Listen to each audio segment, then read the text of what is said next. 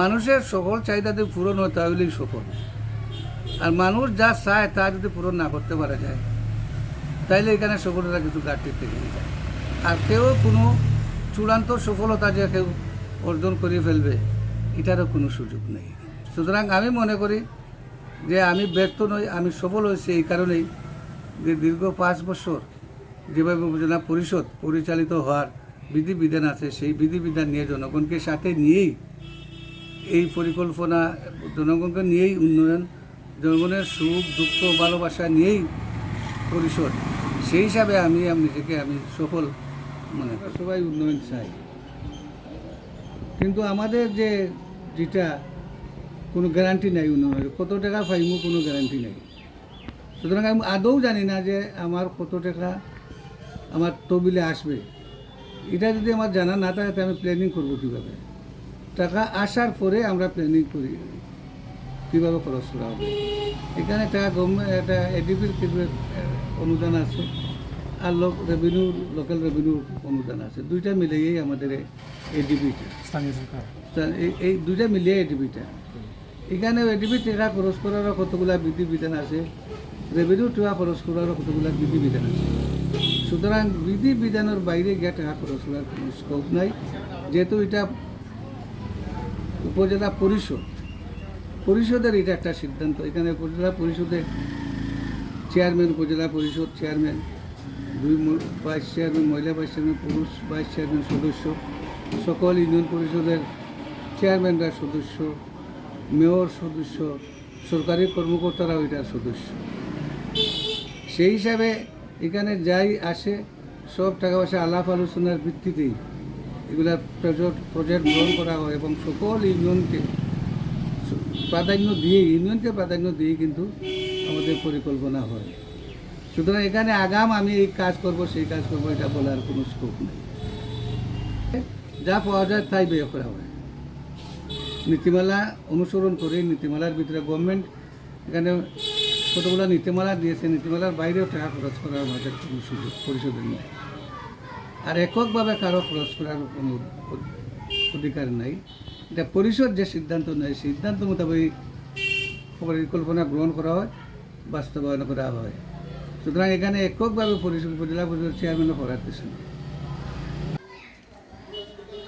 আসলে দীর্ঘ সংগ্রাম আন্দোলনের মাধ্যমে দেশটা স্বাধীন হয়েছে এবং স্বাধীনতার চেতনাকে নিয়েই দেশ পরিচালিত হবে, এটা একজন মুক্তিযোদ্ধা হিসেবে আমার প্রত্যাশা। আমাদের মাননীয় প্রধানমন্ত্রী জননেত্রী শেখ হাসিনা এই চেতনাকে বাস্তবায়ন করার জন্য নিরলসভাবে যে কাজ করে যাচ্ছেন, এটা জাতিকে একটা চেতনার মধ্যে উদ্বুদ্ধ রেখেছে এবং এই চেতনা নিয়েই আমরা চলছি। কিন্তু মাঝে মধ্যে আমরা কিছু দেখি যে স্বাধীনতার চেতনার বাইরেও কিছু কাজকর্ম হয়। যখন একজন মুক্তিযোদ্ধা হয়ে যায় তখন আসলে খুবই কষ্ট মনে হয়। যেহেতু মাননীয় কৃষিমন্ত্রী মহোদয় এই এলাকা থেকে 7 বারের নির্বাচিত এমপি এবং উনার পরিবারের মধ্যেই ইউনিয়ন পরিষদের চেয়ারম্যান আছেন, উনি এমপি হয়েছেন। মাননীয় প্রধানমন্ত্রী জননেত্রী শেখ হাসিনা ওনাকে মাননীয় কৃষিমন্ত্রী হিসেবে দায়িত্ব তিনি দিয়েছেন। আবার উনারই ভাই উপজেলা পরিষদের চেয়ারম্যানের জন্য প্রতিদ্বন্দ্বিতার জন্য দৌড়ঝাঁপ দিচ্ছেন। এবং আমি মনে করি যে আওয়ামী লীগের যে ভোটার যেগুলো, আপনার যে প্রশ্নটা আমাকে করেছেন, ভোট দেবে জনগণ। এখানে আওয়ামী লীগ যেহেতু নির্দলীয়ভাবে আমরা নির্বাচনে অংশগ্রহণে যাচ্ছি, জনগণ যাকে ভালোবাসে তাকেই ভোট দেবে। ভোটের ব্যালটে তো আর চিহ্নিত থাকবে না কে আওয়ামী লীগ আর কে আওয়ামী লীগ নয়। মানুষ যাকে ভালোবাসবে তাকেই ভোট দেবে। সুতরাং মানুষ যাকে বেশি ভোটে নির্বাচিত করেছে, রেকর্ড সংখ্যক ভোট দিয়ে, গতবারও আজকের যে ওনার ছোটো ভাই আমার সাথে নির্বাচনে অংশগ্রহণ করেছিলেন, উনি প্রায় 17,000-এর চেয়ে একটু বেশি ভোট পেয়েছেন, আমি প্রায় 49,000 সামথিং ভোট পেয়েছি। এটা জনগণের ভালোবাসা, দলমত নির্বিশেষে সবাই আমাকে ভোট দিয়েছে, বিদায় আমি তো ভোট পেয়েছি।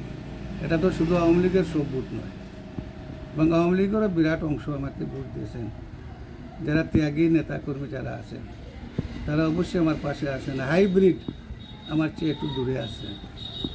সুতরাং এখানে সমাজে যেভাবে ত্যাগী লোকেরও অবদান আছে, হাইব্রিডও তারা অবদান রাখতেছে বিভিন্নভাবে।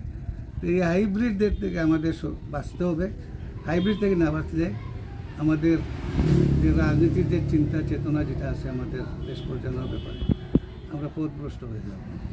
আমরা চাই স্বাধীনতার চেতনাটা বাস্তবায়ন হোক, এবং বঙ্গবন্ধু শেখ মুজিবুর রহমান এর স্বপ্নকে আমরা দেশে বাস্তবায়ন করতে চাই মাননীয় প্রধানমন্ত্রী জননেত্রী শেখ হাসিনার নেতৃত্বে।